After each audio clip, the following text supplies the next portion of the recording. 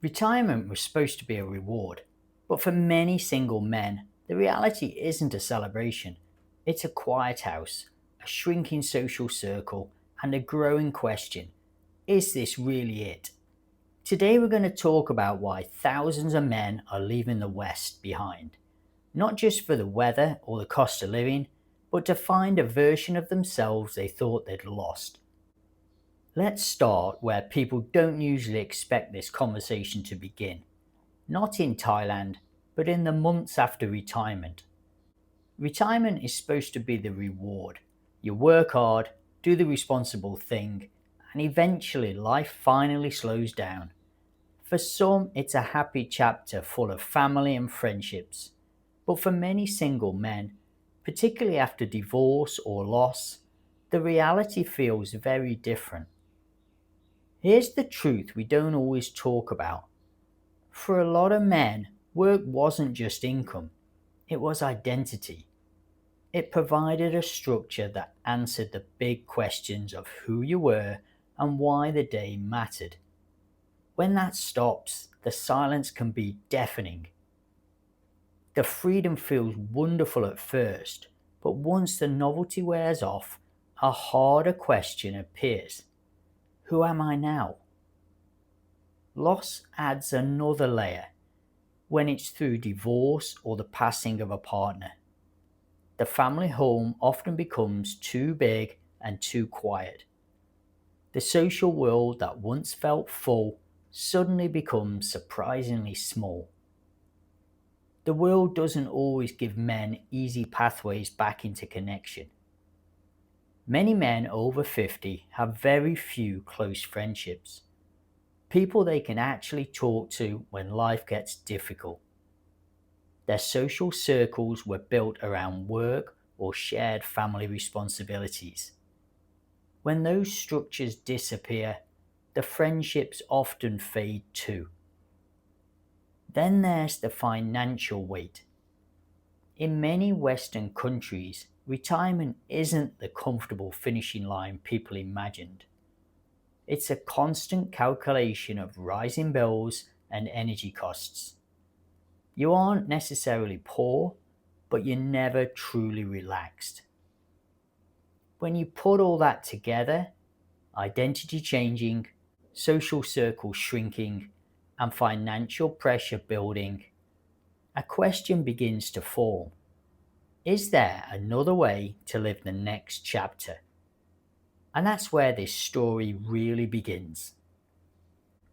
Now, this is where people often jump to conclusions. The moment you mention Pattaya, people picture a certain version of the place. It has a reputation, some of it deserved, some of it simplified. But if you look past the headlines, you see something else: a city that is undeniably alive. And for some men, that difference matters more than outsiders realize. Walk along the beachfront early in the morning and you'll see it: the food stalls opening, the coffee shops filling, a constant reminder that life is happening outside. That might sound like a small thing, but compare it to many Western suburbs where life has become increasingly private. Back home, you can spend entire days moving between the house, the car, and the television without a single real interaction. Over time, that disconnect affects you. Pattaya feels different because daily life is visible. And for men who have spent years feeling isolated, that texture matters. Then there's the climate. People underestimate how much grey skies and cold mornings shape your mood. Warm weather doesn't solve your problems, but it changes your behaviour. It pulls you outside. It makes you walk again, meet more, and for some, finally feel like themselves again. Thailand often has a softer social atmosphere than what many are used to. It's not about instant belonging. It's the small things, a smile at the market, or someone remembering your coffee order. For a man who has been living alone for years, where entire days pass in silence, those moments are insignificant. They remind you that you are still part of the world. The question isn't why do people think Pattaya is perfect? Most don't. The real question is, why does life here feel so much more connected than the one they left behind? Let's talk about the one thing people sometimes avoid: money. For many men, financial reality sits at the very center of the decision to move, and there's nothing shameful about admitting that. Retirement today looks very different from the version we were promised 30 years ago. Many worked hard believing they'd reach a point where life became comfortable: mortgage paid, bills manageable, a pension with breathing room. But for many, retirement feels less like a reward and more like a period of constant calculation. Housing, energy, insurance, food, the background expenses in the West are relentless. And when you're single, every one of those costs lands on your shoulder alone. There is no second income to share the weight. I've talked to so many men who aren't poor, but they are under constant emotional pressure, wondering how far their savings will actually stretch. Then Thailand enters the picture. It's not magical, but it's different. A decent apartment costs a fraction of what you'd pay back home. Eating out isn't a luxury, it's daily life. Fresh food is accessible, and the financial noise in your head starts to quiet down. I want to be realistic here. Thailand is often oversold. You still need a plan, healthcare, and a budget for visas. Pattaya isn't as cheap as it once was, but even with those costs, many men experience something here they haven't felt for years: financial breathing room. That matters because when the pressure around money eases, even slightly, everything else changes. You sleep better, you worry less, you stop calculating every small decision and start actually living the chapter you worked 40 years to reach. If life feels financially lighter somewhere else, why would you stay where it's hardest? For many, they aren't chasing luxury, they're looking for relief. But money isn't the whole story. If it were, this would just be a video about cheaper living. There is a bigger question underneath. What happens to your sense of self when your working life ends? Freedom and emptiness can feel surprisingly similar at first. You spend 40 years living by external demands, and then you're handed total freedom and told to enjoy it. But no one prepares you for the psychological shift of having no deadlines, no meetings, and no obvious role to play. That's where Pattaya enters the picture for many. Not as an escape, but as a reset. There is something quietly powerful about arriving somewhere new where your old identity doesn't follow you around. Nobody knows your career or cares about your old job title. That's unexpectedly freeing.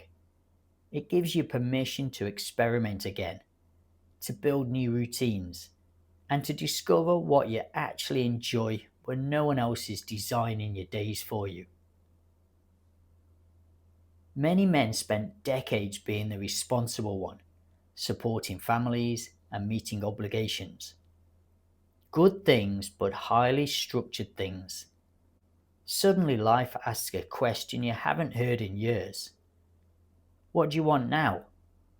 Not what society expects, but what kind of life actually feels right to you?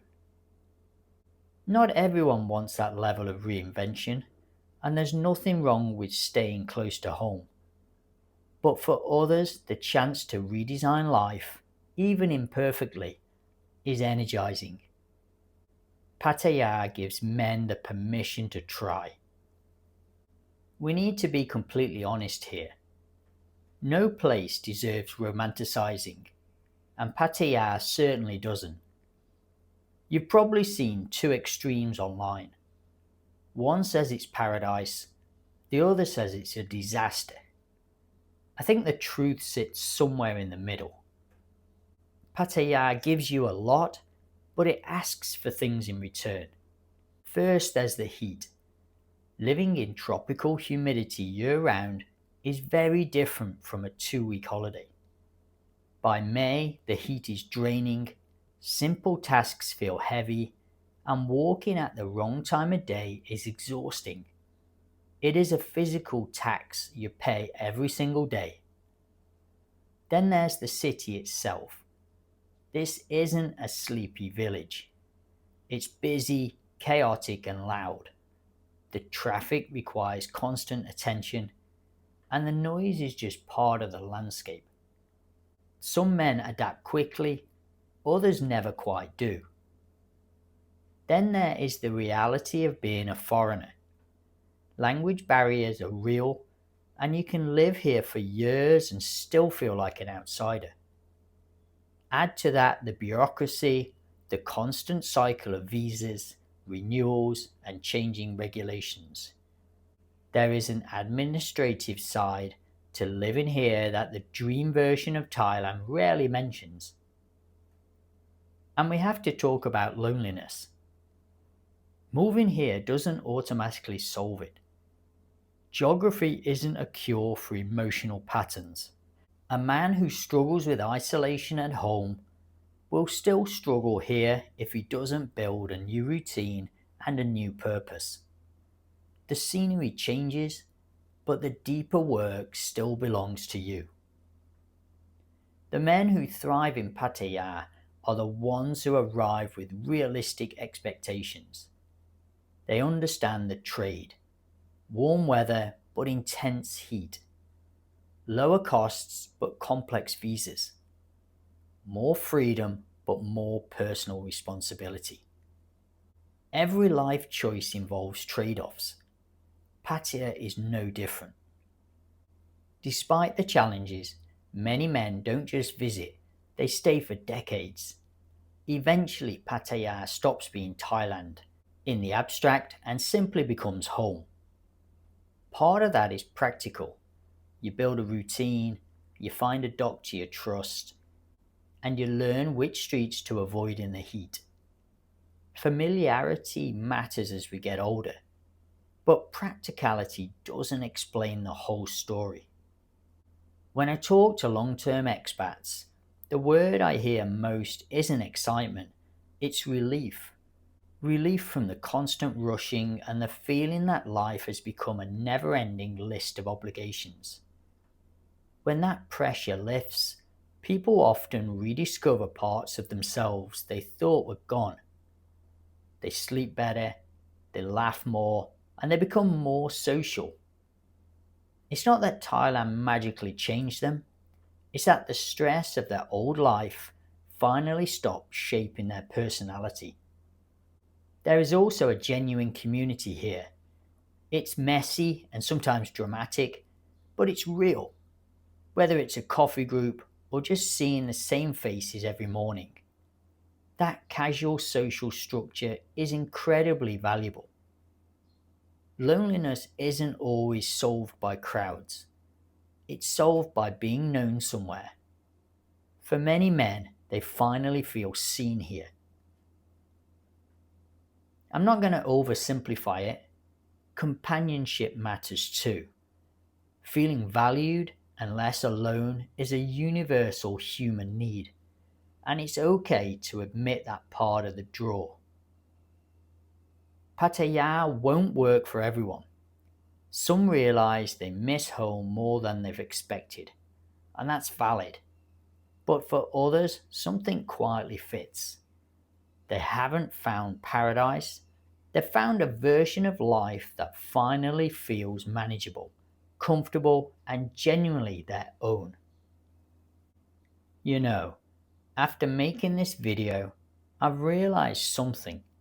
Maybe Pattaya is almost beside the point. Underneath the apartments, the beaches, and the cost of living talk, there's a much bigger question. What are we really searching for later in life? I don't think that's a Thailand question. I think it's a human one. When work slows down and life becomes quieter, we finally have the time to ask, what actually makes me happy? Where do I feel comfortable? Does the life I'm living right now genuinely feel like home? The men who move here aren't a different species. They're simply people who've had the courage to look at their lives and ask, is this still working for me? Trying something different always carries a risk. Some find what they were looking for, others realize that what mattered most was back home all along. But the real success isn't moving to Pattaya. It's having the honesty to know what matters to you and the guts to act on it. So I'd really like to hear from you in the comments, whether you live in Thailand, the West, or anywhere else. What does feeling at home actually mean to you at this stage of life? I suspect this conversation is much bigger than just one city. Thanks for listening today, guys. I'll see you on the next one.